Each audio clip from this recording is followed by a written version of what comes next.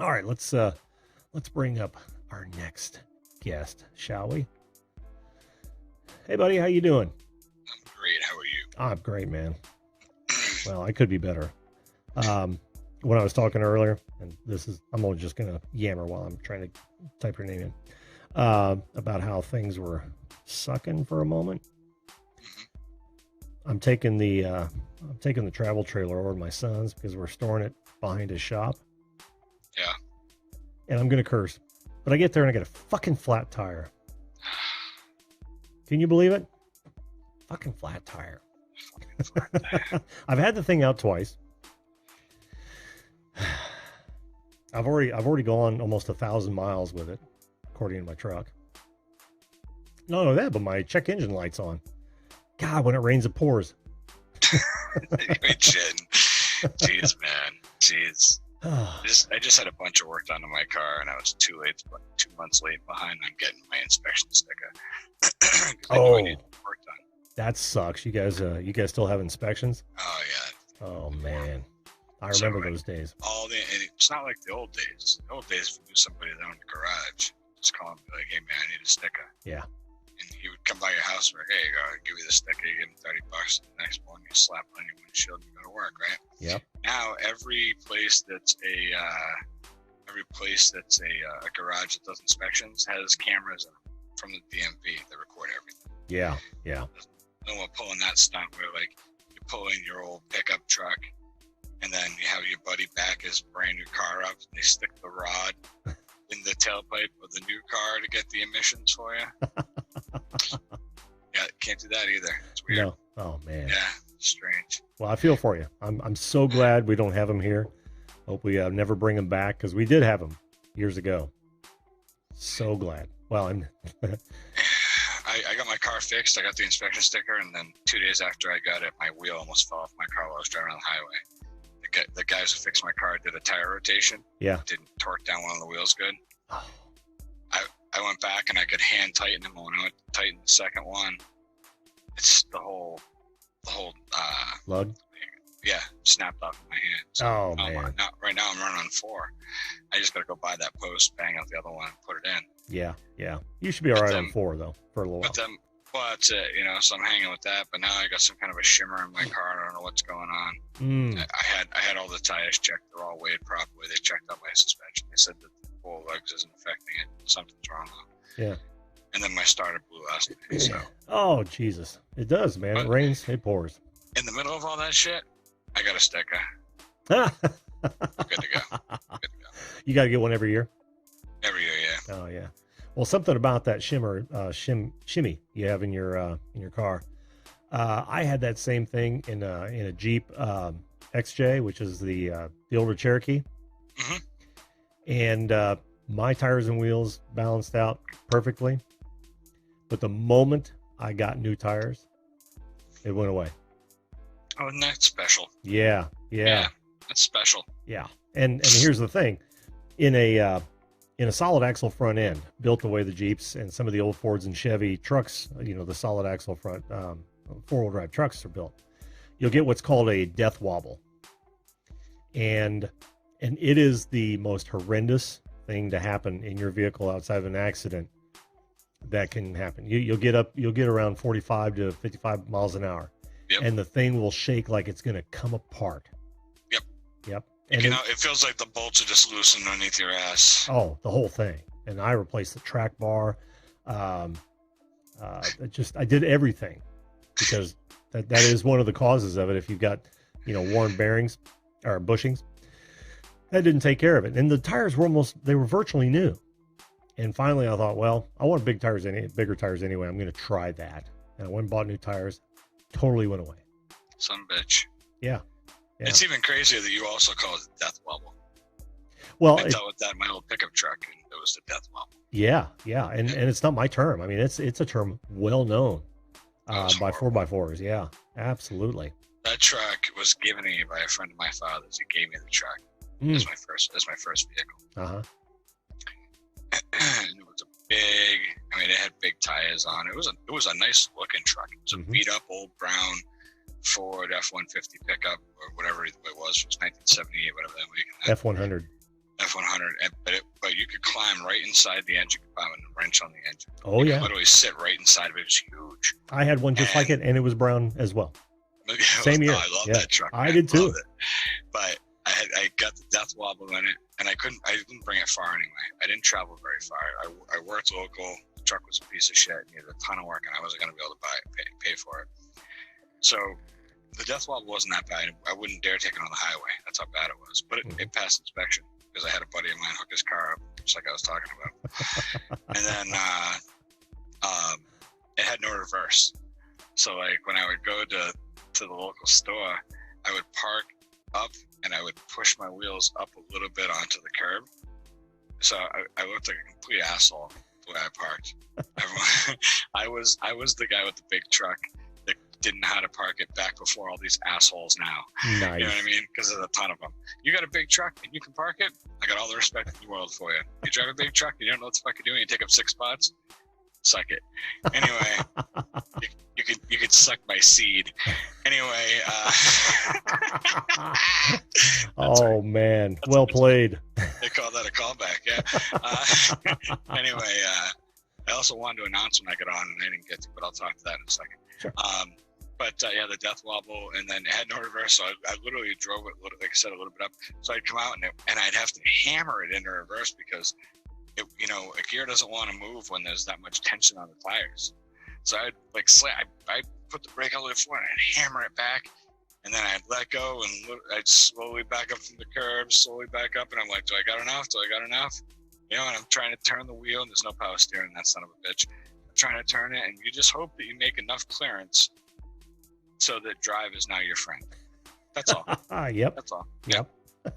I drove it like that for a year and a half. No kidding. Wow. Yeah. And I think twice I had to have somebody like, hey man, will you do me a favor and just push me back from here? Well, I think it was like twice. That's good. Before we get into something else, Tony, Homesteading with the Herberts says, Jim, what causes that? Homesteading, if you're talking about the death wobble, it can be several different things. It can be your tires and wheels, bad tires, or just out of balance. It can also be something so simple as a bad rotor. It can be bad wheel bearings up front. It can be bad bushings on your track bar, or your actually it can be a worn steering box. It can be bad bushings on your trailing arms. The list goes on and on. It's one of those things where you've either got to have a lot of parts to sub out and figure out what it is, or just throw a lot of money at it until you figure it out, because there's no one way, unless you're, like you've got bad tie rod ends or something. If you can feel any kind of looseness in that front end at all, figure out where that is, fix that first. But a lot of times you can't figure out, like if the bushings are bad in your trailing arms, you're not going to see that until you replace it. Yeah, I mean, the basic answer really is, if you can figure out what it is, you're lucky. If not, there's a whole bunch of shit it could be. That's really the simplest answer. Yeah. It's, I don't know if it was it the old body style that caused so many things to cause the death wobble? Because it was only my older vehicles. No, it wasn't the body style. It was the way they designed the front suspension when they were solid axles. That's what. And that's why. Changed. Yeah, that's why the pickup trucks, and specifically the Jeep Cherokees, Right. They specifically had that because they did something, and I don't know what it is. It's not that they had the shackles up front, because I always thought that was a stupid ass design. And I've never heard any. Yeah, okay, big Jeeps do it. I hadn't heard any Jeeps actually experiencing the death wobble. But I tell you what, if you want to be scared and somewhat entertained, do a search for death wobble on YouTube. You'll find all kinds of videos. People have actually put cameras on their bumpers, and they'll show you it happening. And it is just remarkable, the abuse that your vehicle and the driver go through when it's actually happening.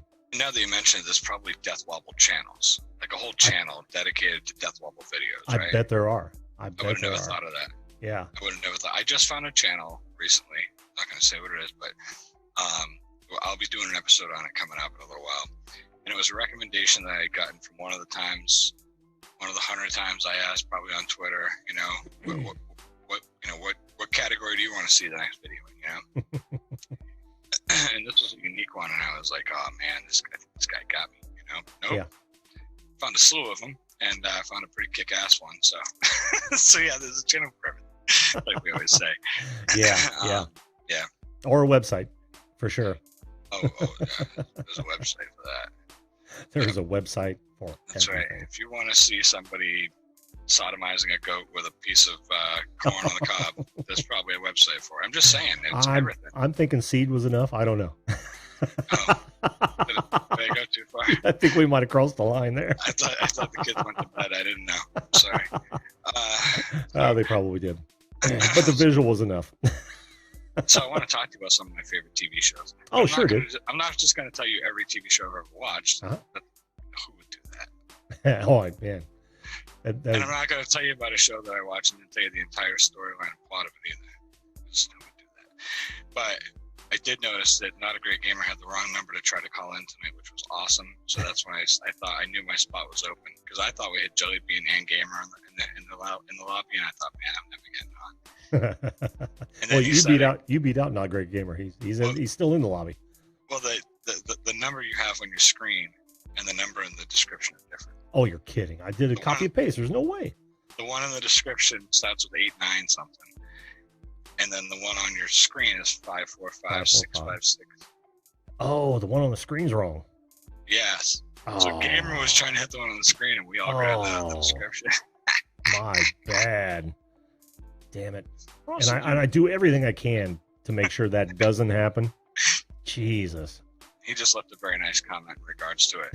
So once I noticed that he had the wrong number, I said, screw this, I'm calling it. Jumping in. So, well, God, I got to change that now. But go ahead. Well, even though the show's point, almost over, yeah. At this point, I'm on here. You really think I don't have enough to talk about to get you to 11, buddy? Well, honestly, I do want to get Ghana up here. I don't think she's ever been on the show. Oh, and yeah. I do want to get her up. I didn't realize she was going to come on. I will, all right. Cool.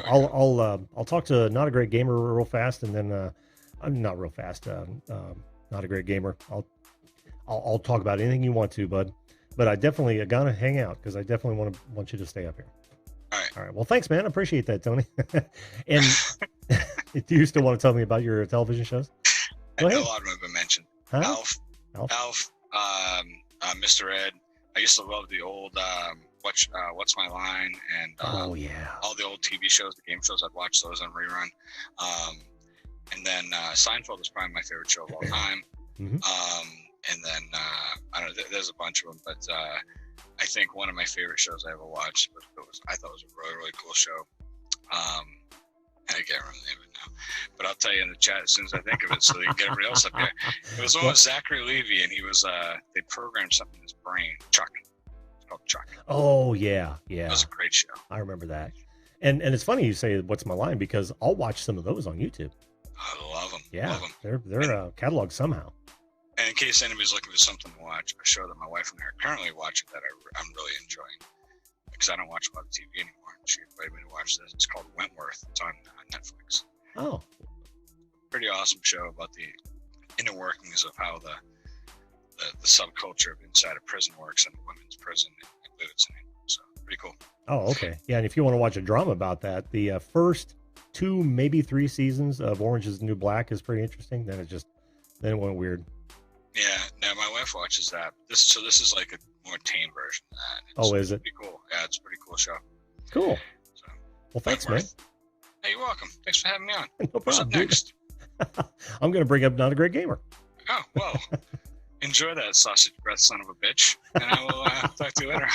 All right, buddy. Take care. See you, brother.